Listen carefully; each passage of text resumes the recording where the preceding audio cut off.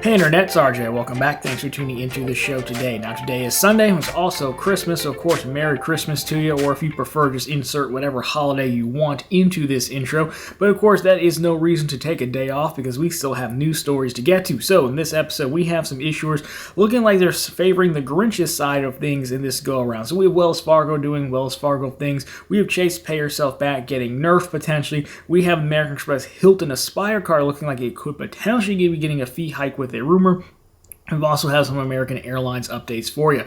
So, of course, if that sounds interesting to you, then go ahead, press the subscribe button, and let's get to work. Now, we're going to lead off here with Wells Fargo. It's been a while since we talked about them, but they were back in the news for the things that you would expect them to be in the news for. More CFPB fines. Now, this is not credit card related, but again, it affects a large amount of customers. I believe they're the third or fourth largest bank in the country, so I feel like it is worth highlighting. So, here you have it.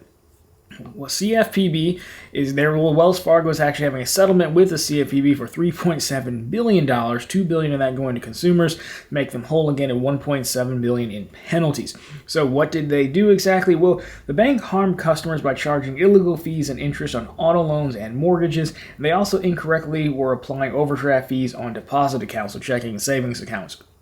Now, this affected about 16 million customers overall, so quite a few people there. We also have quotes. You know how I love quotes. So we have the director of the CFPB says, put simply, Wells Fargo is a corporate recidivist that puts one out of three Americans at risk for potential harm. If you need a definition checked on recidivist, don't worry, I did as well. It basically means repeat criminals. It's a smart way to say they keep doing this stuff over and over again. We go on to say the bank's pattern of behavior has made it necessary for regulators to take additional action against Wells Fargo that goes beyond $3.7 billion in fines and penalties, which reads to me like it could potentially be even more. They're just getting started, which is a whole nother thing. This is one of the largest, if not the largest, fines I think the CFPB has put out themselves. One of the largest, again, for the bank themselves. So again, they're the big bank, so 16 million people. So if you have auto loans or mortgages or checking savings accounts with them, you're just going to want to double check to make sure you're not affected by this. Because again, that's a lot of people. So anyways, there is our Wells Fargo story. Eventually, they're going to release those credit cards that they promised us, right? They're bound to turn the corner eventually.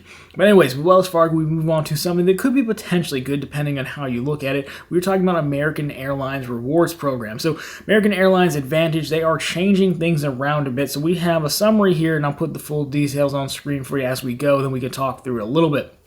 So American Airlines.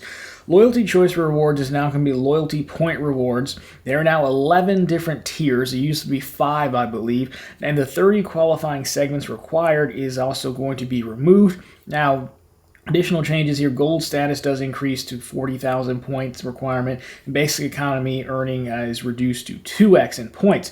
But the real story here is these 11 levels. So we'll put it on screen for you. Again, this is largely summarized by the Doctor of Credit, but I will link to the full American Airlines release down below. So you can see at each level, you can basically choose your item that you want, whether it be points or early boarding, something like that. They have options as you go through the list here. Now, overall, it seems fairly good. It reminds me of like when we talked a while back about IHG, where they basically just every 10 or so thousand points, whatever it is, they let you pick a choice benefit. So overall, I don't think these are bad. I haven't flown American, but from what I understand, I think it's harder at the higher ends, which I guess kind of makes sense. But overall, offering people choice in their benefits, I think, is pretty good. So I don't know a ton about this or about their program to say whether it's good or bad. Looking at it objectively, it seems fine to me. It seems reasonable. The ladder climbs, fairly consistently, and the options you get to choose from are also fairly consistent, giving you optionality from tier to tier as well. So overall, not too bad. But again, if you do fly American often, then sound off down below. Let us know how this stacks up to you, the old 5 tiers versus now the 11, and what your favorite options are for redemptions. So with that, we will move to American Express and something we all know a lot about, and that is the Hilton Aspire card. Now, this is very much a rumor in the fact that it's coming from Reddit. Now, normally when it's this much of a rumor, I usually don't talk about it too much, but I did get a fair amount of requests and follow-ups with this specific story, so nothing if not a man of the people. So the rumor, again, comes from Reddit about the Hilton Aspire card, that fee is going to be going up. Right now, it sits at $450. So I would just grab a screenshot screenshot from Reddit, from the initial commenter, the original poster, I believe is how they put it, and we can go through that, then we can talk about it. So here you have it. So touchdown Bears, nice. Going to be based out of Chicago. So not sure what to make of a paraphrased phone conversation with the Amex rep. So he would like to upgrade his card to the Aspire. So they've told him the annual fee on the Aspire will increase to $650 next year, so you will be charged a prorated fee. Not sure what she's talking about. Thought I would just pay $450 the following upgrade. When will this new fee come into effect? Next year is in like 14 days. Is it for sometime in the middle of the year? In January, she says. Then they go on to say he chatted or he called back in, talked to a few other reps, and it seemed like they didn't necessarily know what he was talking about and the fee increase, which kind of makes sense there. So all of this from this Reddit post, I'll leave it on stream for a little bit so you can read through it, but all of this kind of got everyone going and say, hey, is the fee actually going to go from $450 to $650? So I mean, I think generally in forums like this on Reddit, I don't really think we get too many trolls coming in here trying to make the stuff up. So I'm not going to say this conversation didn't actually happen. Obviously, against the internet, you can say whatever you want. Case in point, talking show, right? But I don't know, because it doesn't really make sense that it would work that way, because normally, so if we go back to it, the Delta cards, right? The Delta Platinum card, one that I had, and when you sign up for it, there was a rush, because Amex actually announced it, that they were going to raise the fee, and then there was an initial rush of people, myself included, to sign up at $195. Then you pay the $195 for the full year, and the next time you renew, it moved up to $250. So I don't see why they would tell him, hey, if you upgrade now, it would be a prorated, then we'd make you pay in January. It normally doesn't work like that, so that seems off to me there. In addition, normally card issuers, if they're going to raise a fee on existing card holders, they have to tell you, I think it's within 45 days. So there would have to be some formal announcement, letters going out to card holders disclosing that this would happen, because again, you have a right to reject the changes, which basically just means your card will be closed if you reject them, but you still have the right to do so. So some things don't necessarily line up for this, at least for this exchange. Now, I'm not going to say it doesn't mean it's not going to happen. Because the other side of this is, if you're Hilton, you're looking at Marriott charging $650 for their top card. You're looking at the Platinum card charging $700. You're looking at the Delta Reserve. It's hotel airline, but cards in the same family, same tier. You're like, well, $450. I'm leaving money on the table. I could easily bump this to $550 or $600 and still be underneath a lot of these cards. Multiple people have multiple Aspire cards, because for Hilton, travelers who know how to use this card, it's that good. So I could see this fee going up simply because the ceiling has been raised so high. It almost doesn't make sense if you're Hilton to not raise it.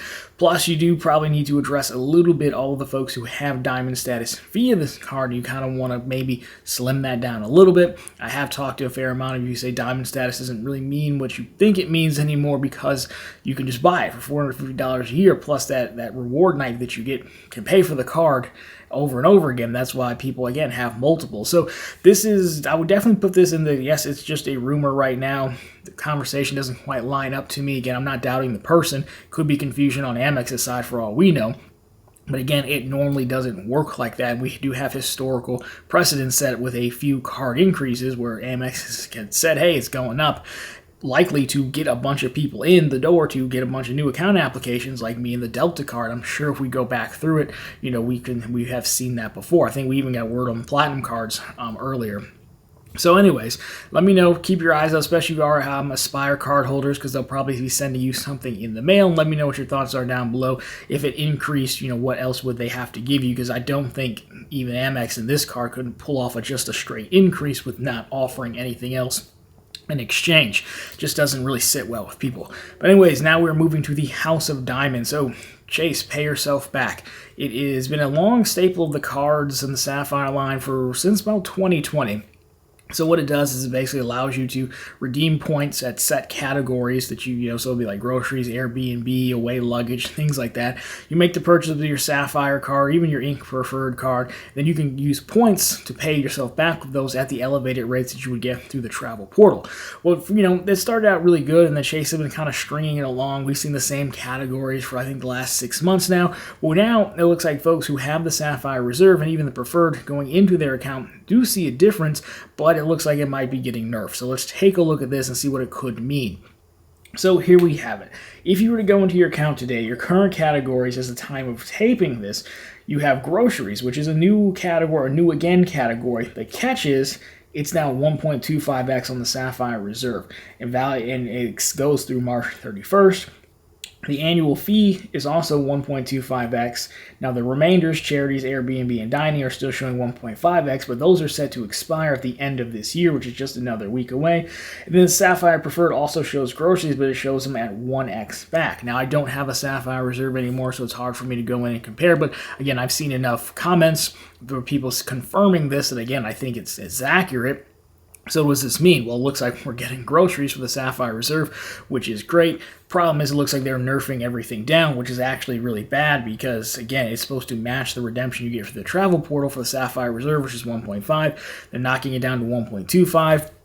That's really not good. That really does hurt the valuation there, especially as they add in groceries, and especially on the annual fee, which I personally did like the ability to use Ultimate Reward points to pay off the annual fee since they're so easy to earn Ultimate Reward points.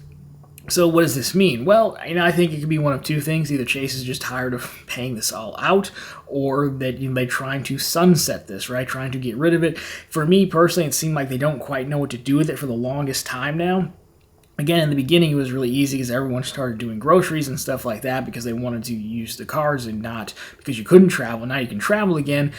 Perhaps they want to shift it back to just travel card, or they just want people to stop doing it as much because people are cashing out points too much for that. Because I've got to imagine a lot of these Chase doesn't have any partnerships for. Airbnb, I would think they have a partnership for, but like dining and groceries and the annual fee and things like that, I don't think there's a partnership for. I think they're just eating it. Even when you go through the travel portal at an elevated rate, I still think there's some kickback to Chase because it's their travel portal, because they bought CX Loyalty a while back to kind of bring it all in-house. So, I don't know if this is not right at the end of pay yourself back, but it is getting nerfed, and I would imagine once we cross over to next year, we will actually see the rest of those categories drop down or swap out altogether. I don't know. Airbnb has been on there forever. So overall, I don't think that's good because, again, Chase, this redemption really, I think, set them apart because it made them a travel card with legitimate flexibility, given the flexibility of Ultimate Reward points, the benefits of the travel portal, transfer partners, or pay yourself back. And I really would have liked to see these categories become rotating categories the same as the Freedom. I think that would have been a game changer for Chase, which I do think they need. Again, because the Venture X, well, yes, they've been dropping some stuff, still coming right after them. And of course, there is Amex as well. So I really thought, I would hope they would have gone the opposite way they seem to be going. But of course, we'll keep our eye out on that one. But anyways, guys, that has been the news for this Merry Christmas. So of course, drop a thumbs up down below. It's Christmas, right? You got to drop a thumbs up down below. Anyways, if you found this particularly interesting, consider subscribing to the channel. Again, posting content just like this every week and right back here every Sunday with all the news you can use in the week that was in credit and finance. Of course, sound off down below. Let me know what you think about these stories, especially you Aspire card holders and you Chase folks who used Pay Yourself Back a lot. I'd love to get your thoughts on that. But anyways, guys, that's going to do it for this one. As always, thanks so much for watching. Of course, have a Merry Christmas, and we will see you back here next week.